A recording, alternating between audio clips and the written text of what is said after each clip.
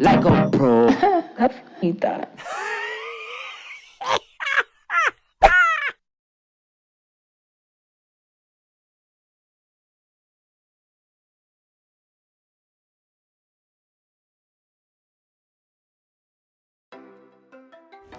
Hey y'all, and welcome back. I hope everybody's new year is going well so far. Today we're going to be doing my new client. Her name is Erin, and she's so pretty, y'all. She's just a joy. She needed a change with her hair. It's a little over processed and just a little bit too blonde for her liking. So we're going to tone this down a little bit, and we're going to change up some things. So as you can see, she's got just a little bit of everything going on right now. The color is pretty. It's just not consistent enough for what she would like. And it's also just a little bit too bright. So she wants to add some shape to her hair. And she also wants to just completely change her look up just a tad, give it a little bit more personality. So that's what we're going to do today.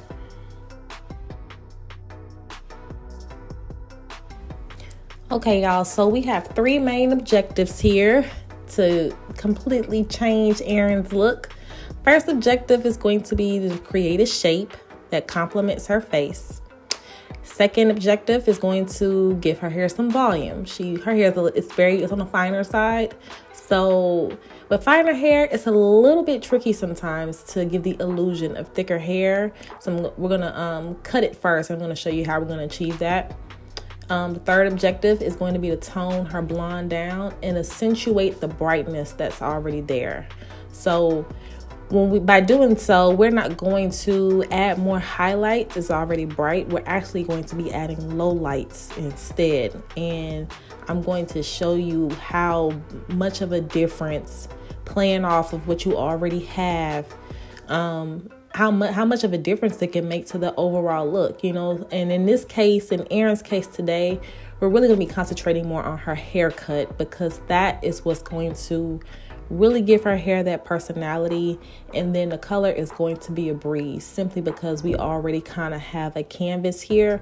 So the work is kind of already done. I'm just going to go in and take out what we don't need. Okay, y'all, so now that we are just about done creating her guideline, and not only is it going to serve as a guide, but I'm also going to keep the weight here at the bottom because her hair is so fine, and I really want to give the illusion that Erin has weight to her hair without making it look bulky, okay? So that's the goal. We want volume, but we don't want it to look super thick. All right, so now it's time to move on to this bang section. And y'all, I am a huge fan of the curtain bang. Like it really kind of disappeared, towards like the 70s, 80s, that was really when it was like really popping, and it kind of disappeared for a while, but it is making a ferocious comeback, and I am here for it. Okay, I'm even considering cutting me some curtain bangs. So I'm gonna cut Erin some nice soft wispy curtain bangs to frame her face. I don't want her face frame to be heavy. I want it to be very light, very polished, very clean. So I'm gonna really take my time with these curtain bangs, and I'm also gonna go back towards the end to just re-clean it up again, because with a curtain bang you cannot be too precise. It's all about the wispiness.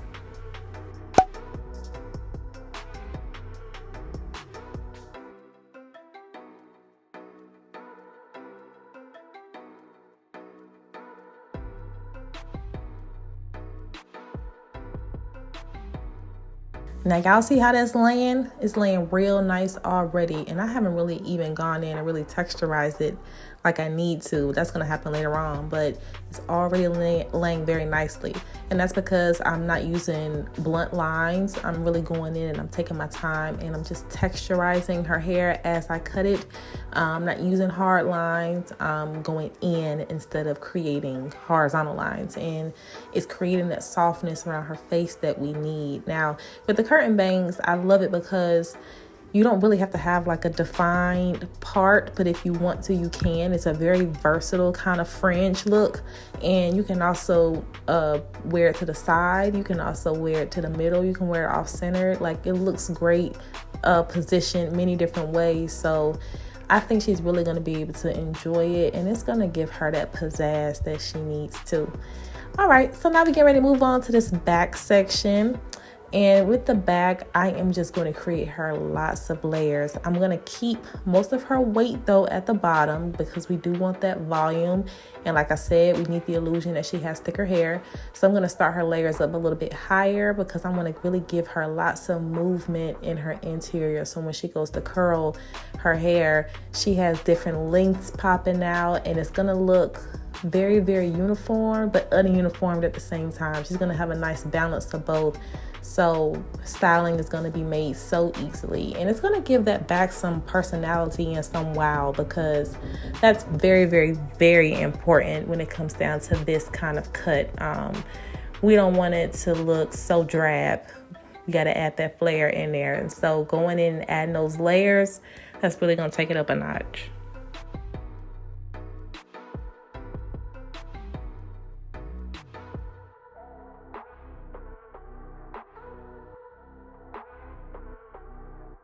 Alrighty, y'all, so now it's time to go ahead and get this color popping. Now, as you can see, Erin's natural color is like a 2, maybe a 3. It's a dark brown, but regardless, we need to get rid of that because her low lights are going to be like a level 7, and I need her roots to match her low lights, okay?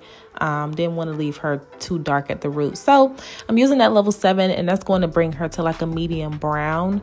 And it's also going to leave also that natural warmth at the roots too. Not too warm, but it'll make it a nice tone for her. A very nice wearable tone. She said her inspiration was a fall blonde.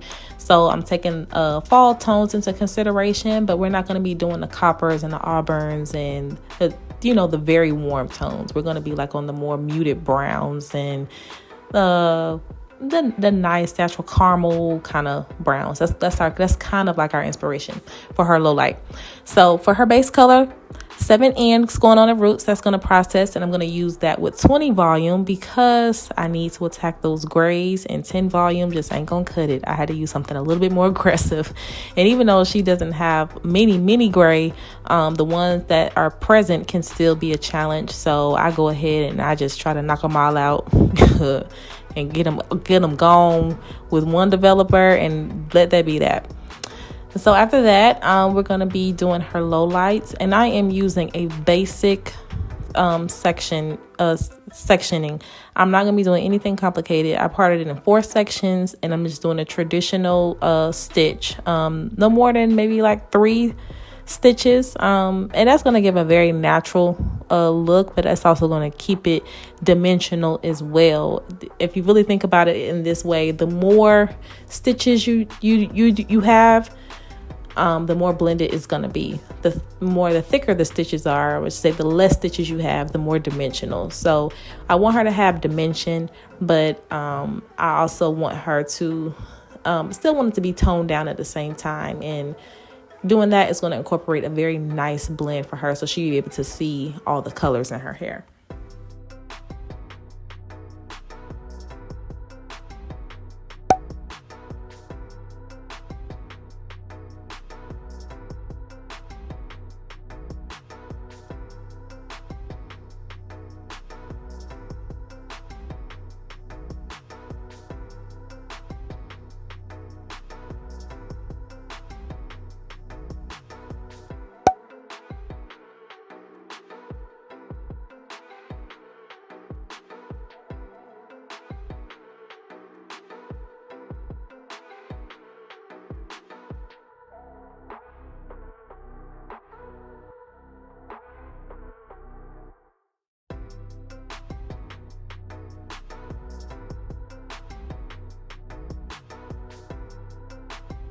Okay, y'all, so now we are just about done with Erin's low lights, and y'all, it didn't take me any time to do Erin's color correction at all, simply because we knew what we wanted. We came up with a game plan to attack whatever the issue was. And even though most color corrections can be a little bit lengthy, Erin's just didn't take that much time, especially because we didn't really have to go in and highlight anything. It was more so we were going the opposite direction, so that kind of took off a lot of time as well. And yeah, I mean, we finished this in like 3.5 hours, and that's pretty good considering how long color corrections can normally take. So yeah, I say we did that. Me and Erin, we did that. She knew what she wanted, and I just had to figure out how to get there. All right, so now it's time to style. And of course, we always go in with our heat protectant. I use a little bit of a leave-in, and I also use a laminate shield just to infuse some shine.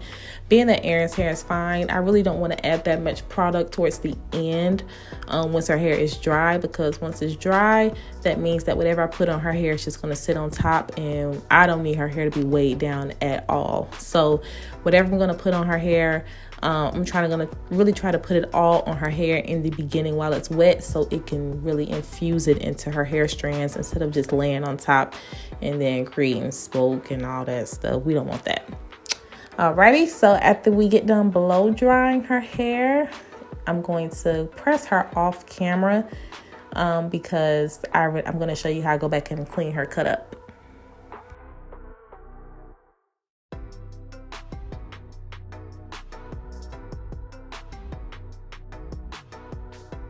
So before I get into the haircut and finishing that up, can we please just take a moment and appreciate how beautiful Erin's color looks on her skin? Like, I feel like we really achieved what we were going for here. Like, it's just that perfect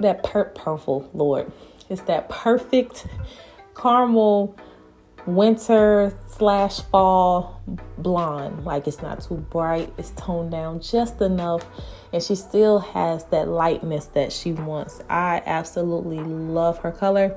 It looks so great on her skin, and it's something that's going to be low maintenance for her too. Her maintenance is going to be simply getting her roots touched up if she wants to, or she can grow it out and we could just keep bringing her low lights up, and you know, she can kind of have like a gradient look, you know, just depends on what she wants. But maintenance for what she has is super, super, super, super low. Yeah, not going to require too much on her end. So I loved how her color came out. Bravo for Erin and I. I feel like we accomplished something great here. All right, so now on to her haircut. All I'm doing now is going back in, like I said before, and texturizing the heck out this hair, y'all. I'm a big fan of point cutting. I love utilizing this technique because it adds so much just movement in the hair. It creates air in the right spaces, and I still have, like, you know, my clean lines at the bottom, and it's not disrupting that. So I love point cutting, and for Erin's hair, for what we were going for, that was very, very, very necessary. So after I get them point cutting, I'm gonna go back in, I'm gonna clean up her curtain bangs even more, and I'm gonna be texturizing those using a point cutting technique as well, because the thing with curtain bangs is to make them light. Now you can have a heavy curtain bang if you want that. I'm not a fan of the really too thick heavy curtain bangs. I like my bangs kind of wispy. That's my go-to unless requested.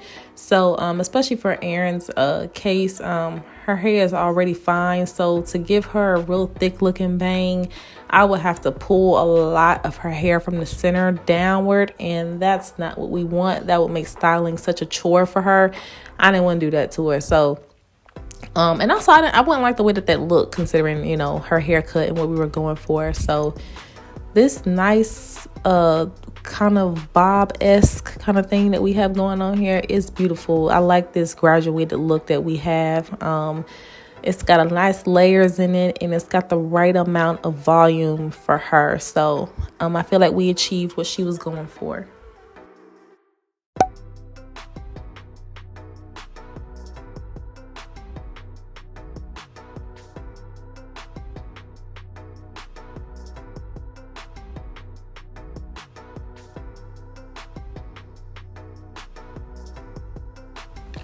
Okay, now y'all, if I really wanted to, I could have just sprayed her hair with some hairspray and styled it with my fingers, and she would have had a perfect rock star kind of grunge look. And I was tempted to do that because I'm just such a mess in the inside, and sometimes when I get to styling, I don't know what I want to do. But Erin's haircut is just so versatile, so I was like, child, I don't even know how I'm gonna style this hair. I mean, I know it's gonna be pretty because, you know, the house is already there, but like I said, she has so many, you know, options with this haircut. So like I said, I was tempted to just spray it, take my fingers through it, and just kind of just rock it out like a real grunge look. But I needed to show her how to curl it in case she wanted to wear her hairstyle waved or curled, or just have like some kind of beach waves. So I instead went in with my 7/10 iron, and also went in with my 1-inch barrel iron, and I just did some really toss ununiform waves, guys. Like, it really wasn't any method to my madness with this. I just put them wherever I wanted to. I flipped some, curl some down. I did a little bit of everything because I knew when I got done I was gonna mess it up anyway, so I really was going for perfect. And I also used very low heat when I curled her hair as well, and that's very important because, like I said in the beginning, Erin's hair was a little bit over processed. Just because we low lighted it doesn't mean her hair is still not over processed from her blonde that she had. So low heat is going to preserve her hair, and it's also going to keep it intact while we still treat it, because she's still going to be coming back every so often, so I can treat it and just, you know, build her bonds back up. And that's going to be very, very important. But still, it still turned out really, really beautiful, and it's still in a much better condition than it was in the beginning.